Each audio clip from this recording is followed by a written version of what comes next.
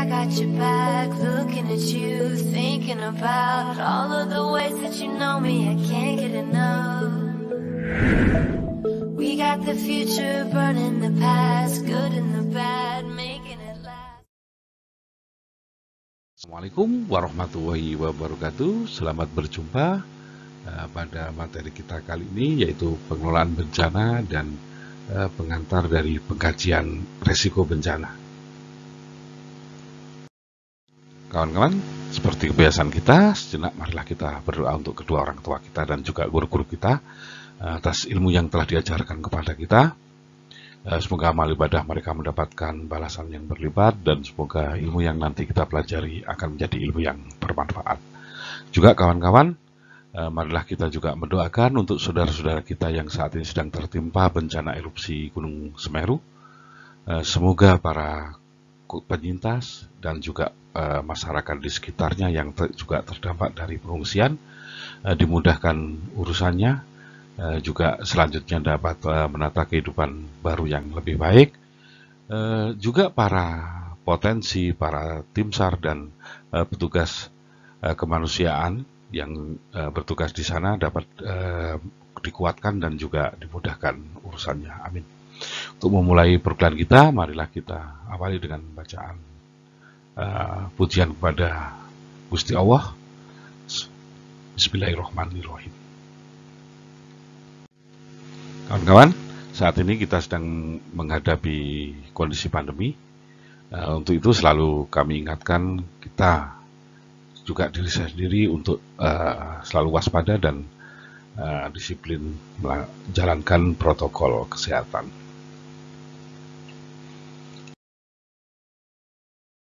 Dan kawan, tujuan dari perkuliahan ini adalah kawan-kawan mampu mengetahui model pengelolaan risiko bencana nasional.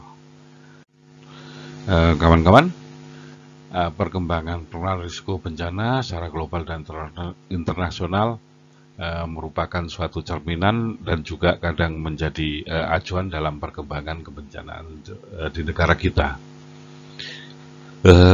Kita dapat melihat pada tampilan dimulai tahun 1976 untuk tingkat ASEAN, kemudian 1987 di mana PBB mendeklarasikan dekade internasional untuk pengurangan risiko bencana alam. Kemudian 2 tahun berikutnya dikeluarkan resolusi PBB dengan tujuan-tujuan untuk dekade pengurangan risiko. Kemudian tahun 94 ditetapkan strategi Yokohama, di mana strategi ini merupakan pengakuan global tentang kebutuhan manajemen bencana. Dan pada tahun 1999 dibentuklah UN lembaga di PBB, bentuk suatu lembaga internasional untuk strategi pengurangan risiko bencana.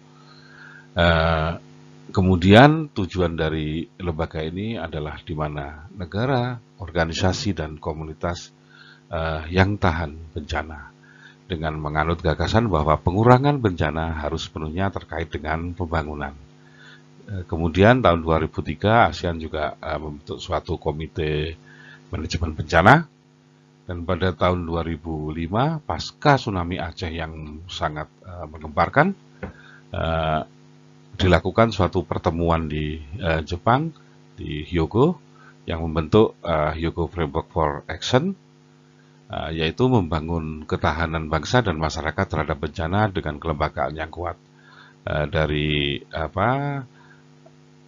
Hyogo Framework ini akhirnya berkembang di negara kita sehingga membentuk suatu lembaga, yaitu BNPB pada tahun 2008. Kemudian 10 tahun berikutnya pada tahun 2015, Sendai Framework for Disaster Risk Reduction ditetapkan. Tujuan dari Sendai Framework ini adalah mencegah timbulnya dan mengurangi risiko, kemudian mencegah dan menurunkan keterpaparan dan kerentanan, serta meningkatkan resiliensi melalui peningkatan kesiapsiagaan, tanggapan atau respon, dan juga pemulihan. Di Dimana kalau kita melihat tujuan dari kebencanaan ini akhirnya juga bertautan dengan tujuan dari pembangunan berkelanjutan. Kawan-kawan, sejarah perkembangan kebencanaan kita sangat beragam, dimulai pada pasca kemerdekaan, di mana dibentuk suatu badan dalam penanggulangan kondisi pasca perang, BPKKP.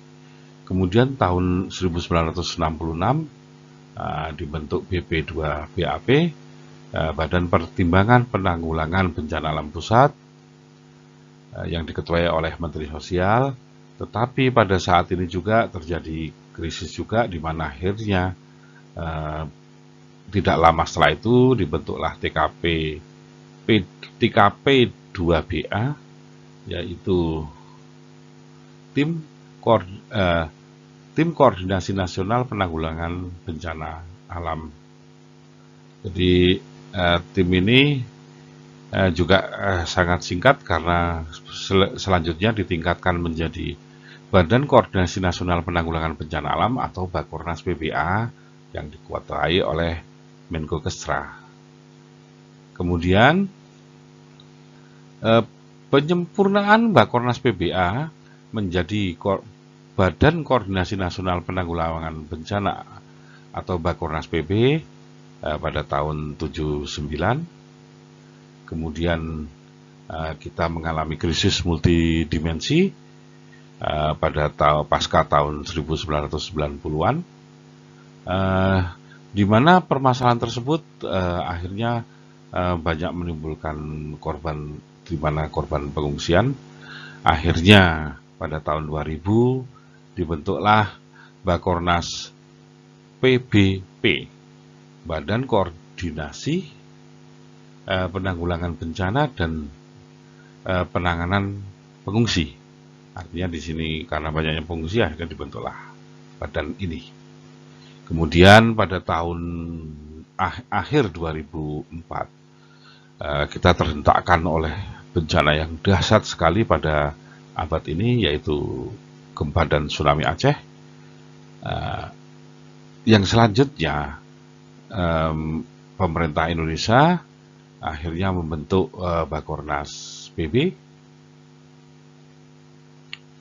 dan pada tahun 2008 dilanjutkan dengan pembentukan Badan Nasional Penanggulangan Bencana, suatu lembaga yang secara yang mungkin lebih modern dari badan-badan sebelumnya. Kawan-kawan, kalau kita mengacu pada siklus bencana, kebutuhan penanggulangan bencana adalah menjadi sesuatu yang mutlak. Siklus manajemen bencana merupakan sistem yang membutuhkan kelembagaan sebagai pelaksana penanggulangan bencana, di mana lembaga ini akan memberikan pedoman dan pengarahan penanggulangan bencana, juga melakukan koordinasi lintas lembaga dan kementerian, serta menetapkan standar dan kebutuhan penyelenggaraan penanggulangan bencana, sehingga akan membentuk suatu sistem penanggulangan bencana secara nasional. Kalau kita melihat sistem secara nasional, dimulai adanya kebutuhan tentang legislasi, yaitu Undang-Undang Nomor 24 Tahun 2007, yang memunculkan suatu kelembagaan, di mana kelembagaan ini akhirnya membutuhkan perencanaan dan pendanaan untuk melakukan pengembangan kapasitas baik masyarakat maupun secara keseluruhan negara dalam penyelenggaraan penanggulangan bencana yang lebih baik. Kalau kita melihat hierarkinya, yang paling atas atau yang paling umum adalah tentang undang-undang. Jadi dasar dari gerak ini adalah Undang-Undang Penanggulangan Bencana, Undang-Undang PB. Kemudian kerangka atau tata kelolanya dimulai dari badan yang memiliki pengelolaan resiko bencana, kemudian penanganan darurat bencana dan pemulihan pasca bencana. Pengelolaan ini merupakan kerangka dalam tata kelola pemerintahan. Kemudian rencana dan prosedur dilakukan dengan rencana aksi PRB, pengurangan risiko bencana, kemudian rencana mitigasi, rencana kontingensi, rencana operasi, ini pada masa penanganan darurat bencana, serta rencana aksi, rehabilitasi, dan rekonstruksi.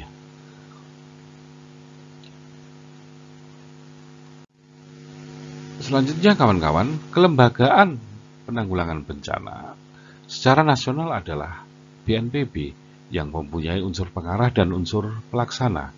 Demikian juga pada BPBD provinsi. Hal yang sama juga berlaku pada BPBD kabupaten kota, tetapi dengan jumlah unsur pengarah yang berbeda. Kemudian Badan Nasional Penanggulangan Bencana atau BNPB merupakan badan yang memberikan pedoman pengarahan terhadap usaha penanggulangan bencana, juga menetapkan standarnya serta melaporkan penanggulangan bencana kepada Presiden. Kemudian untuk BPBD adalah suatu badan yang menetapkan pedoman pengarahan, pedoman untuk penanggulangan bencana sesuai dengan kebijakan pemerintah daerah dan BNPB. Kemudian menetapkan, menyusun dan menetapkan prosedur tetap penanganan bencana dan juga melaporkan penyelenggaraan penanggulangan bencana pada daerah masing-masing.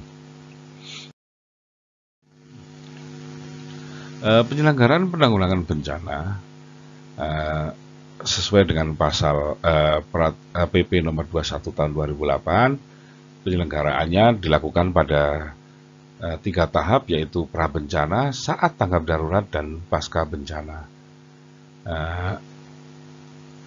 Prabencana dimulai dengan situasi tidak ada bencana, situasi terdapat bencana, melompat ke pasca bencana yaitu rehabilitasi dan rekonstruksi. Sementara tindakan-tindakan operasional tiap tahap melalui dapat kita melihat pada prabencana ada perencanaan, pencegahan, pengurangan risiko, pendidikan, pelatihan, penelitian, penataan ruang. Kemudian pada situasi terdapat potensi bencana, ada mitigasi, peringatan dini, dan kesiapsiagaan. Kemudian pada saat tanggap darurat dilakukan kaji cepat, status keadaan darurat, penetapan status di sini, kemudian penyelamatan dan evakuasi, kemudian pemenuhan kebutuhan dasar, perlindungan, dan pemulihan dini. Kemudian saat rehab rekon atau pasca bencana, ini adalah pemulihan tentang prasarana dan sarana, kemudian sosial ekonomi, kesehatan, kamtib, dan lingkungan. Kawan-kawan, pada saat bencana itu terjadi, yang terdampak dan yang merasakan secara langsung adalah masyarakat yang terdampak dari bencana tersebut. Sehingga masyarakat mestinya mempunyai kekuatan, mempunyai kapasitas dalam menghadapi bencana tersebut.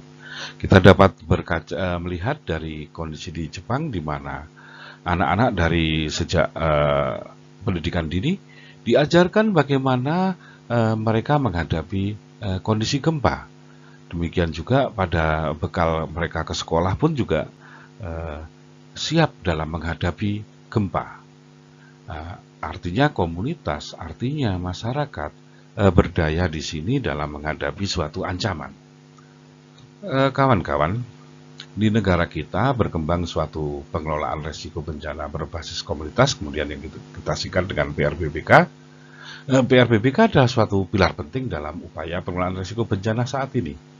Program penanggulangan bencana, kalau kita banyak melihat sebelum ini banyak bersifat top down, sehingga menimbulkan gap antara pelaksana dan masyarakat. Akhirnya mempunyai sisi lemah pada pelaksanaan program tersebut, salah satunya keterlibatan masyarakat, serta pemahaman masyarakat yang sangat kurang. Padahal masyarakat itu sendiri yang terdampak. Akhirnya pendekatan partisipatif menjadi jalan keluar dari kondisi ini. PRBBK adalah suatu pendekatan yang mendorong komunitas akar rumput dalam mengelola risiko bencana di tingkat lokal. Hal ini memerlukan suatu upaya meliputi melakukan interpretasi sendiri atas ancaman dan risiko bencana yang dihadapi, melakukan prioritas penanganan atau pengurangan risiko bencana, serta memantau dan mengevaluasi dari kinerja komunitas itu sendiri.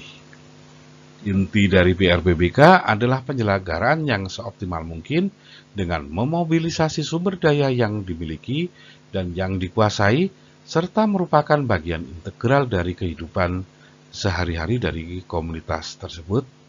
Kita ingat seperti di kondisi di lereng Merapi. Kemudian tujuan dari PRBBK adalah mengurangi risiko bencana dengan cara mengurangi kerentanan dan meningkatkan kapasitas individu, rumah tangga, serta komunitas dalam mengelola risiko bencana. Kemudian juga bersiap dalam menghadapi dampak merusaknya bencana. Peran komunitas lokal internasional adalah cuma sebagai fasilitasi.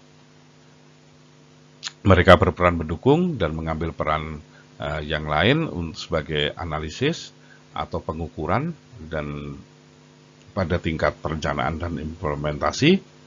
Tetapi komunitas dan kelompok paling rentan adalah aktor utama atau kunci dalam PRBBK. Kita dapat melihat praktik baik yang dilakukan dalam PRBBK seperti Pasak Merapi.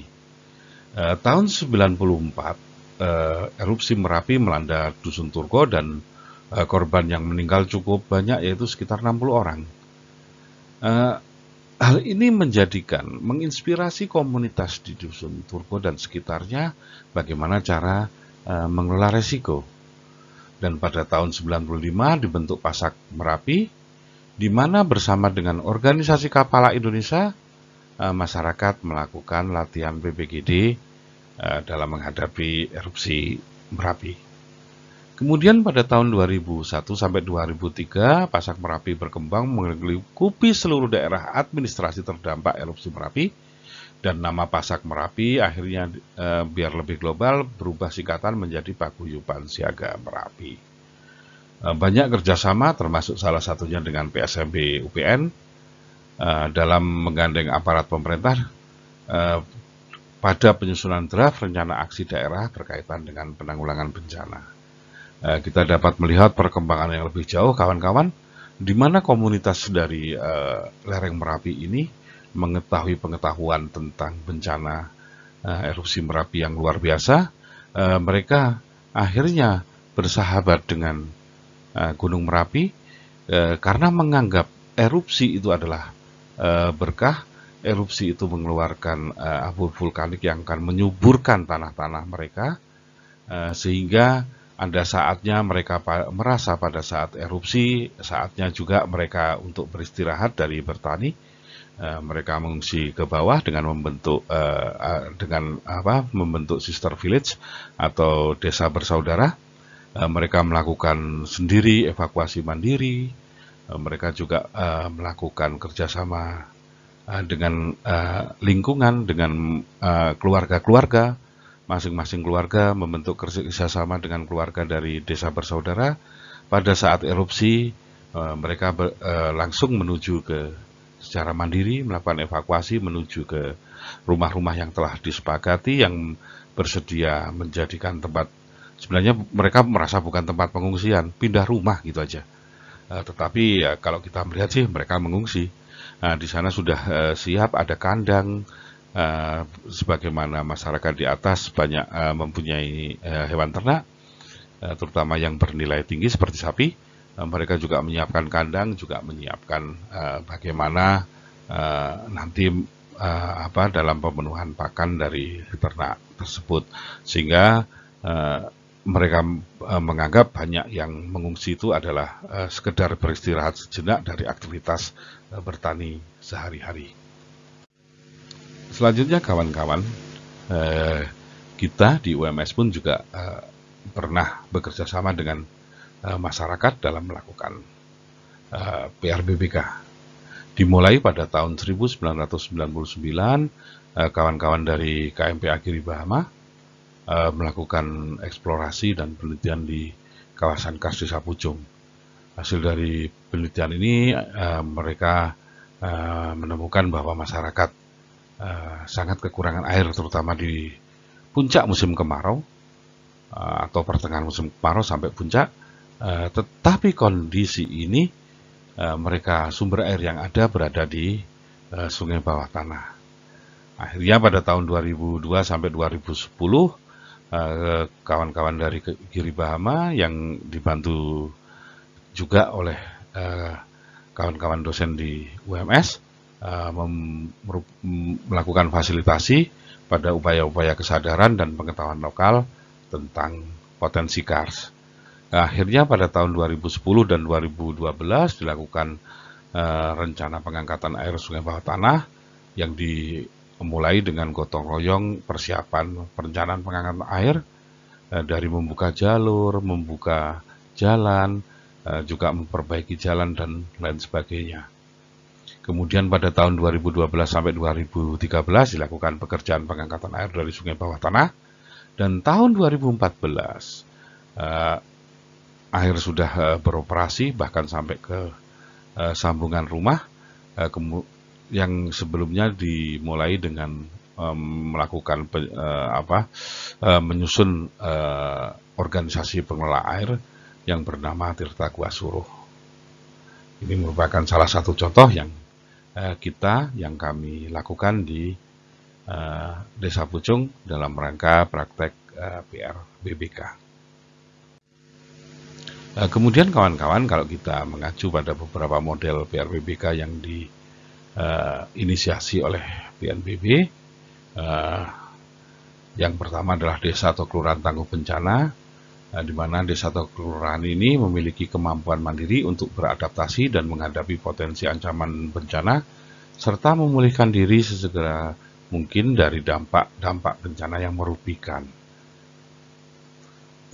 Peran dunia pendidikan juga dapat berperan di sini. Salah satunya adalah KKN tematik, kuliah kerja nyata tematik, pada pembentukan desa tangguh bencana yang sudah dimulai di pesisir selatan Jawa. Kemudian ada juga program Katana yang merupakan singkatan dari keluarga tangguh bencana. Program ini merupakan keberlanjutan dari program Destana, juga diinisiasi oleh BNPB. Penilaian Katana tidak terlepas dari keberhasilan Plan Destana karena merupakan suatu program turunan. Jadi kalau kita melihat apa yang telah dilakukan oleh BNPB, dari desa tangguh bencana akan terdiri dari keluarga-keluarga yang tangguh bencana. Diharapkan masyarakat akan semakin mempunyai kapasitas yang lebih dalam menghadapi bencana yang ada atau potensi bencana yang ada di daerah masing-masing. Ya kawan, kita sampai pada akhir dari materi yang pertama pada pertemuan 10 ini. Kita lanjutkan berikutnya ke materi pengkajian risiko bencana. Terima kasih. Assalamualaikum warahmatullahi wabarakatuh.